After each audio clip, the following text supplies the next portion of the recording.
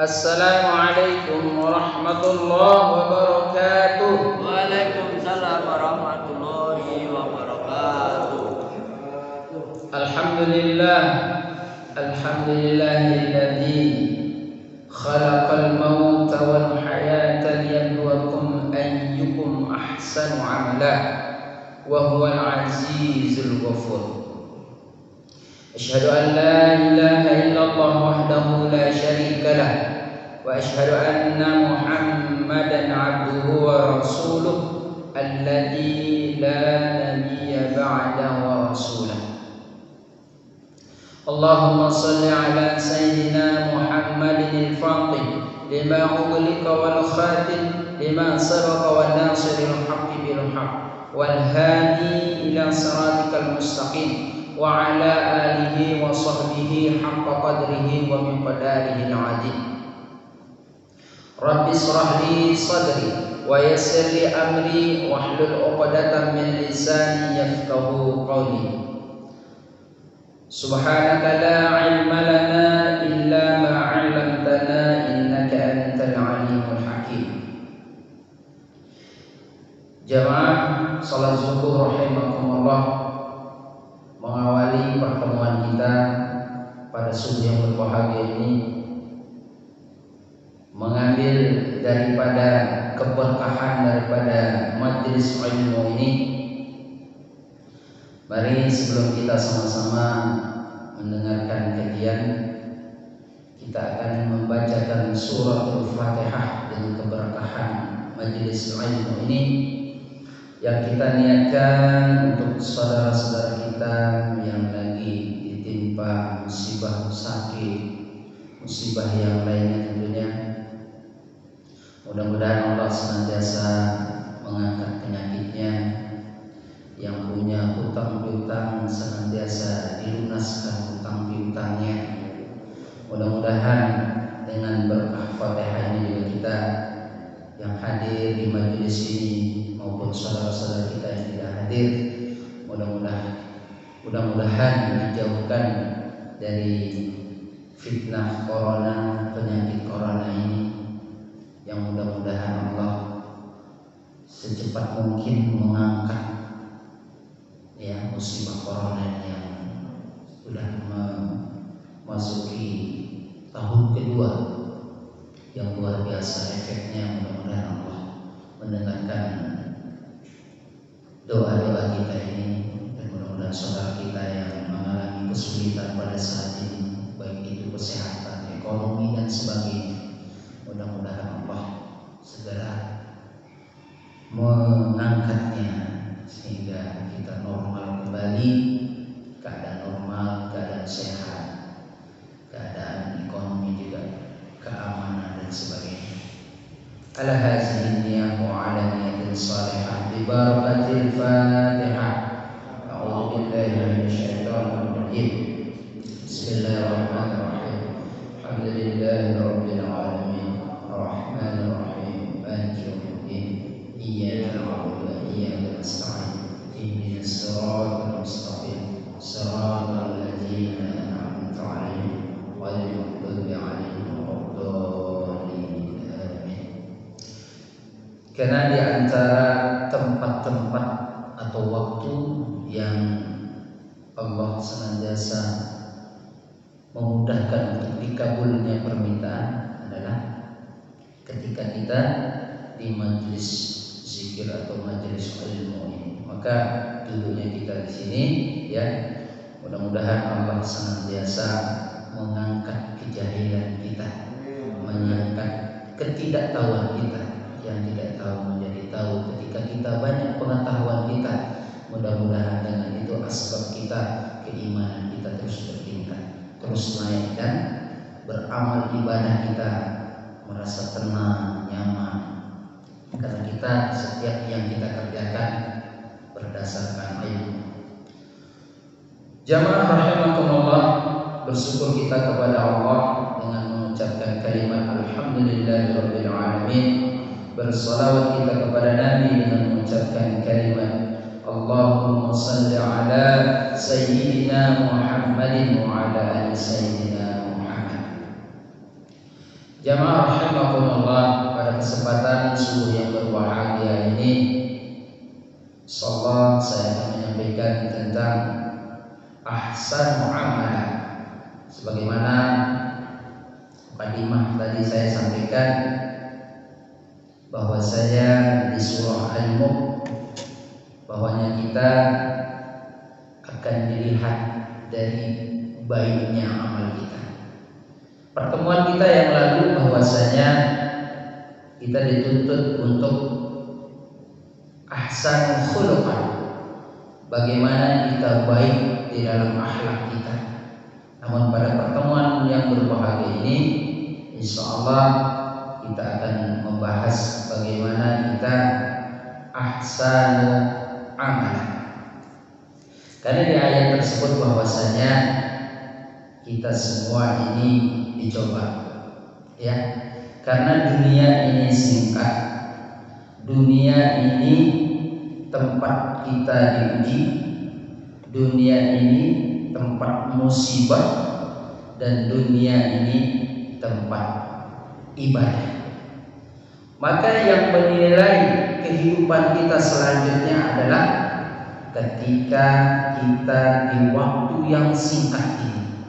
Maka itu yang menentukan kehidupan kita yang abadi nanti, maka akan ditentukan pada saat ini, ditentukan pada waktu ini. Maka saya mengajak diri saya pribadi untuk memaksimalkan waktu, umur, kesehatan, harta dan sebagainya. Mari kita betul-betul mempergunakan, tidak lain dan tidak bukan untuk pengabdian kita kepada Allah Subhanahu wa taala. Maka di situ bahwasanya manusia itu senantiasa liyabluwakum ayyukum ahsanu amala. Jadi di sini bahwasanya Allah mengatakan alladzi khalaqal maut wal hayat. Jadi Allah yang menciptakan mati dan hidup. Bahasa yang lain bahwasanya kita itu diciptakan dalam keadaan senang, dalam keadaan susah dan senang. Sekaya-kaya manusia pasti pernah merasakan yang namanya sedih. Semiskin-miskin manusia di muka bumi ini pasti pernah merasakan bahagia.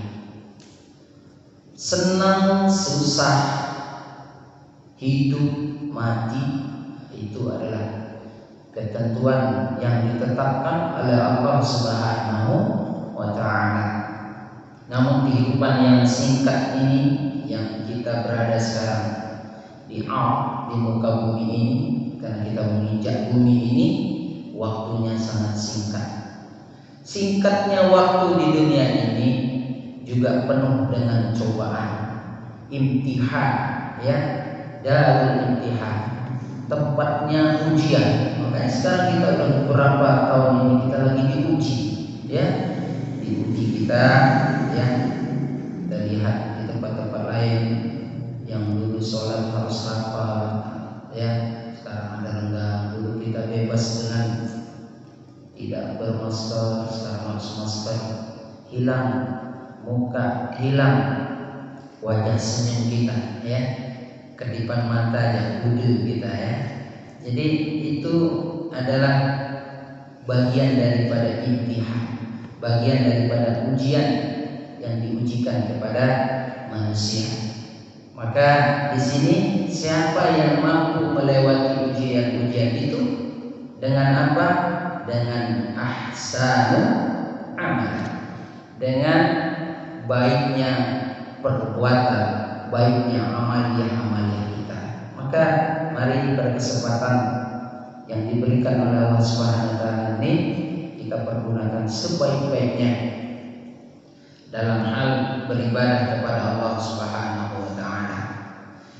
Jamaah rahimakumullah, kita ketahui bahwasanya namanya umur tadi, ya, kita tidak tahu batasnya.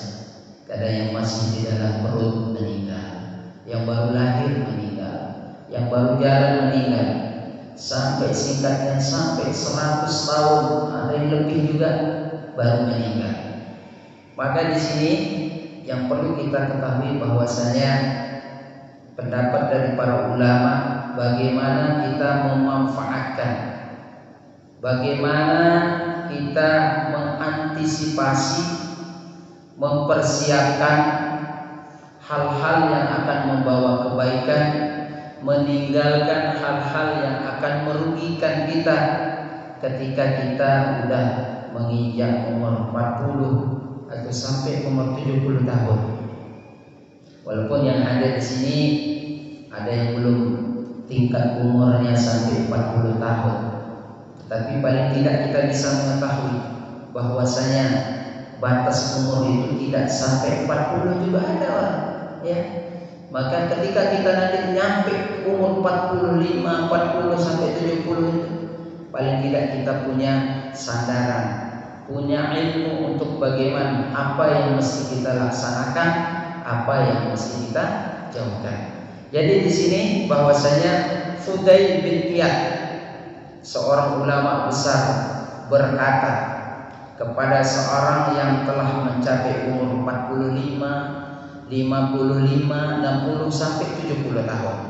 Maka nasihat Fudail kepadanya, berarti kamu sekarang berjalan menuju kepada Tuhan dan hampir sampai, lakukan yang terbaik pada sisa usia senjamu, lalu akan diampuni dosa-dosamu yang lalu. Tapi jika engkau masih berbuat dosa di usia senjamu, kamu pasti dihukum akibat dosa-dosa masa lalu dan masa kini sekaligus. Masya Allah. Jadi perhatikan di sini bahwasanya nasihat dari ulama besar ini bahwasanya jangan sampai ketika kita udah beranjak umur di usia yang 40-45 tahun, kita masih melakukan aktivitas yang membawa kemurkaan daripada Allah Subhanahu wa taala. Maka di sini dosa yang lalu dan sekarang kita berbuat itu akan disiksa oleh Allah Subhanahu wa taala. Maka dari itu, ya, ini kajian yang sangat luar biasa untuk kita muhasabah, udah berapa usia kita sekarang dan udah berapa banyak yang kita pakai beribadah kepada Allah Subhanahu wa taala. Memang di sini adalah hadis Nabi bahwasanya innamal a'malu bil khawatim, sesungguhnya amal itu tergantung pada penutupnya. Maka di sini apakah penutup kita nanti di usia kita, apakah penutup kita baik atau sebaliknya. Maka itu tadi panjatan-panjatan doa yang kita sampaikan kepada Allah Subhanahu wa taala. Mudah-mudahan Allah makhtim lana, mudah-mudahan Allah itu mewafatkan kita, menutup usia kita, ya, dalam keadaan husnul khatimah. Karena ketika kita tidak husnul khatimah, maka kita akan menjadi orang-orang yang rugi. Jadi maka para alim ulama memberikan nasihat cara menjalani umur yang sudah mencapai 45 tahun, 55 tahun, 60 sampai 70 tahun. Karena tadi di awal bahwasanya udah usia itu kita udah berjalan menuju Allah Subhanahu wa taala. Walaupun tadi saya bilang umur itu tidak ditentukan dengan usia, namun setelah kita lihat usia kita sekarang sudah beranjak umur 40-45 tahun, berarti ini sudah masuk di dalam nasihat daripada ulama ini. Nasihat yang pertama yakni jangan banyak bergurau. Jangan banyak bergurau dan terjebak dalam hal-hal yang tidak ada manfaatnya untuk akhirat.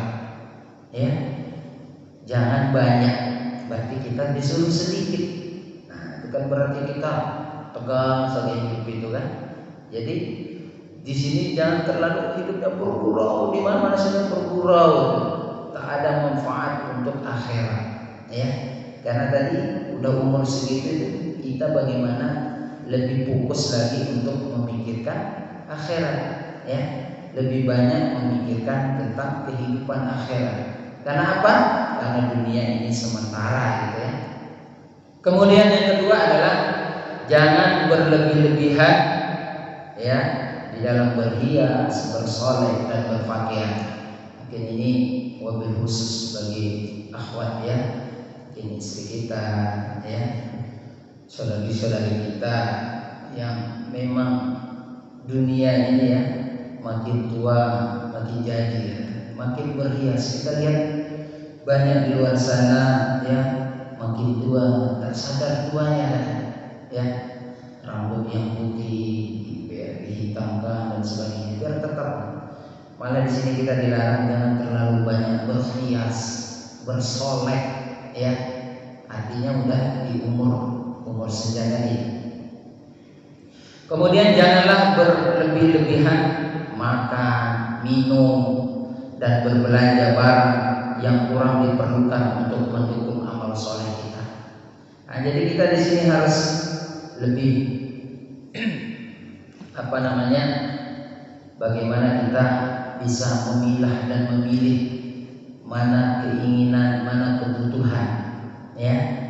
Maka di sini keinginan baik itu makanan mungkin nanti yang menjadikan asbab kita menjadi sakit seperti kolesterol dan sebagainya, maka itu tentu kita harus antisipasi karena dari segi kesehatan ketika udah beranjak ke 45-50 itu tentu kita baru merasakan betapa nikmatnya sehat ketika kita masih muda.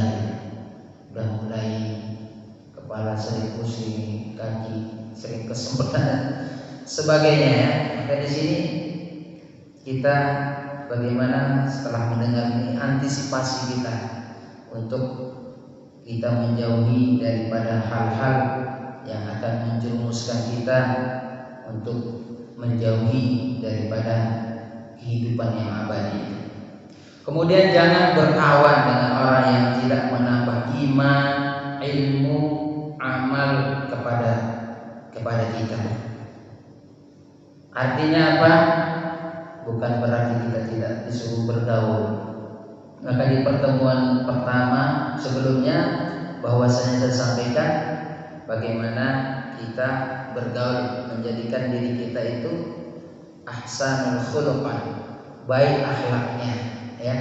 Jadi di sini kita bukan berarti kita tidak berkawan, tapi kita harus memilah dari pakaian, soleh, makanan, sampai hal berkawan juga kita disuruh memilih ya.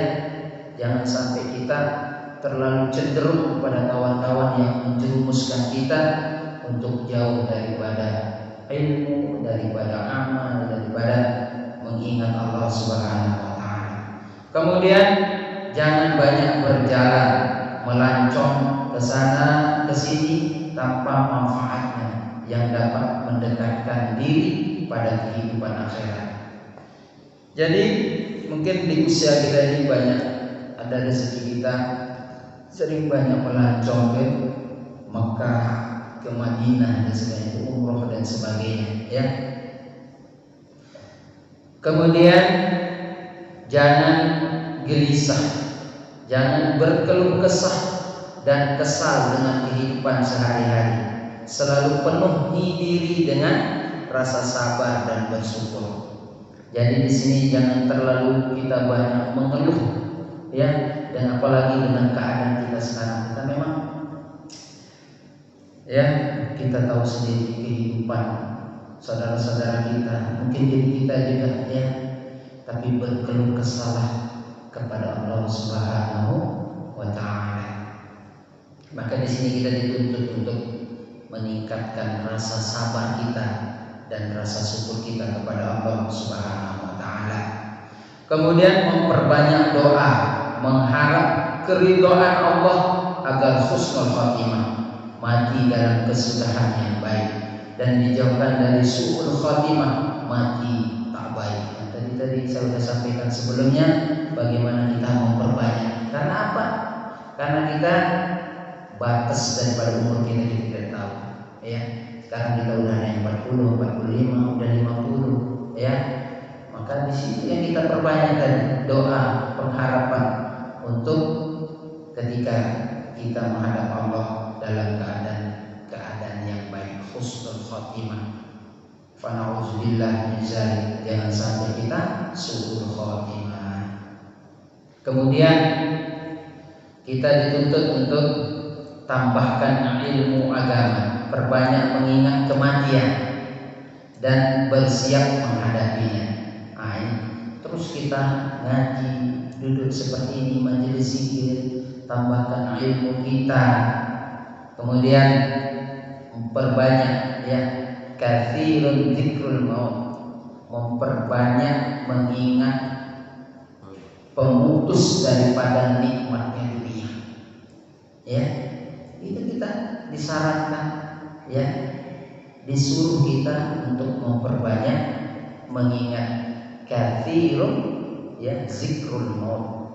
Jadi banyak mengingat, banyak menyebut ya atas kematian dan mempersiapkan untuk kematian itu, menghadapi kematian itu. Kemudian ini luar biasa, kita disuruh untuk mempersiapkan ya tulisan atau tuliskan wasiat yang berguna untuk kaum kerabat kita. Kita tulislah nanti deh kalau saya duluan, nanti apa ya, jagalah anak atau gimana gitu.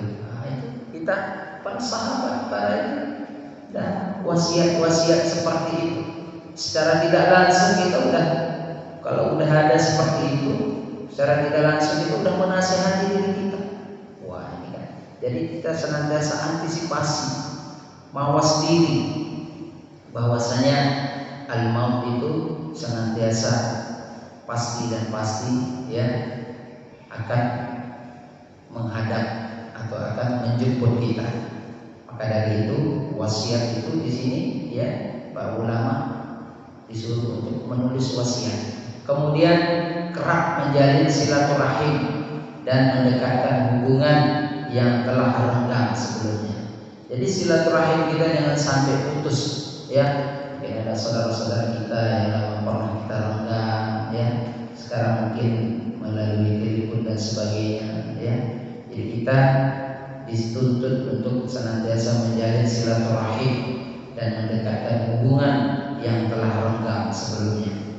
Kemudian kita minta maaf dan berbuat baik terhadap pihak yang pernah kita zalimi. Karena kita tidak sadar apakah dari perbuatan, perkataan kita. Kita jangan jangan berat-berat untuk meminta maaf.